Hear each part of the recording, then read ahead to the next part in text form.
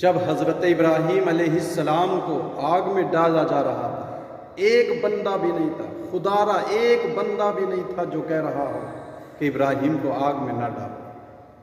آپ کو آگ میں ڈالنے کے لیے منجنیق میں رکھا گیا اور جبریل امین حاضر خدمت ہو کر کے عرض کرتے ہیں، کوئی حکم ہو تو عرض کرو۔ تو حضرت ابراہیم کہتے ہیں، جبریل حکم تو ہے لیکن تیرے سے کوئی نہیں۔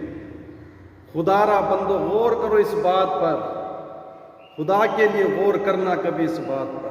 کہا حکم تو ہے لیکن جبریل تجھ سے کوئی حکم نہیں، صرف اس بات پر غور کرو۔ کبھی رب کی رضا میں راضی ہو کر کے دیکھ، بندے کبھی تو تھکتا ہے نا، کبھی تو وہ کمزور پڑتا ہے، لیکن یہ نہیں تھکتے، یہ کمزور نہیں پڑتے، کیونکہ یہ خلیل اللہ ہے۔ کہا جبریل تجھ سے کوئی حکم نہیں ہے، حکم تو ہے لیکن تیرے سے کوئی حکم نہیں ہے۔ اب کوئی رب کی رضا میں راضی ہو کر کے دیکھ، جب اس کی رضا میں راضی رہتا ہے تب جا کر کے کوئی اس کا دوست بنتا ہے، لیکن ہم تو راضی ہیں ہی نہیں، ہمیشہ اللہ کو تو راضی کرنے کی فکر ہے۔ بندے کبھی تو بھی تو راضی ہو کے دیکھ۔ حضرت سفیان ثوری رحمۃ اللہ تعالی علیہ عرض کرتے ہیں، اللہ راضی ہو جا، رب راضی ہو جا، رب راضی ہو جا، اللہ مجھ سے راضی ہو جا۔ آپ نے رٹ لگائی ہوئی ہے۔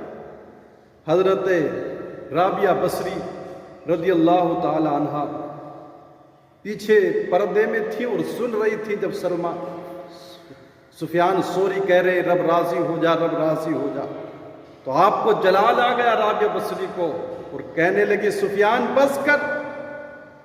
تو آپ جھٹ سے کہا رابعہ تجھ کو کیوں ہوا، تو کیوں غصہ کرتی ہے؟ کہا تو رب کو راضی کرنے کی بات کرتا ہے، کبھی تو بھی تو رب سے راضی ہو۔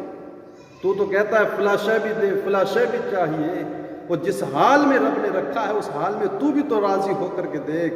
وہ تو رحیم کریم بڑا ہے، وہ تو تیرے دو آنسوں پہ راضی ہو جائے گا۔ اس نے بیماری دی تو بیماری میں راضی ہو کے دیکھ، اس نے خوشحالی دی تو اس میں شکر ادا کر کے دیکھ، اس نے اولاد نہیں دی تو اس میں راضی رہ کر کے دیکھ۔ وہ تو بڑا کریم ہے، اس کے راضی ہونے کی کون سی بات ہے، وہ تو تیرے دو آنسوں سے بھی تجھ سے راضی ہو جائے گا۔ بندے تو راضی ہو پہلے رب سے۔ تو کہتے ہیں جبریل حکم تو ہے لیکن تجھ سے کوئی حکم نہیں ہے۔ تو جبریل امین نے پھر عرض کی حضرت ابراہیم سے کہ پھر اپنے رب سے ہی کچھ عرض کر لو۔ اب دیکھو اللہ کا خلیل ہے، جب جبریل کہتے کہ رب سے ہی کہہ لو، وہ ابھی حکم دے کریم بڑا ہے، بارش برسائے گا، آ گئی، آپ نجات پا جائیں گے۔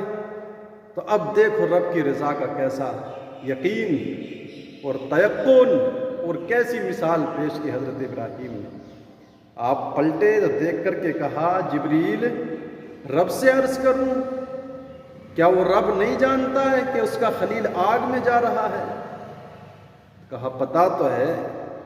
کہا پھر جب اس کے علم میں بات ہے تو جب اس کی مرضی ہے کہ ابراہیم آگ میں جائے تو پھر میں نے اپنے آپ کو مکمل تیار کر لیا اور میں راضی ہوں آگ میں جانے کے لیے۔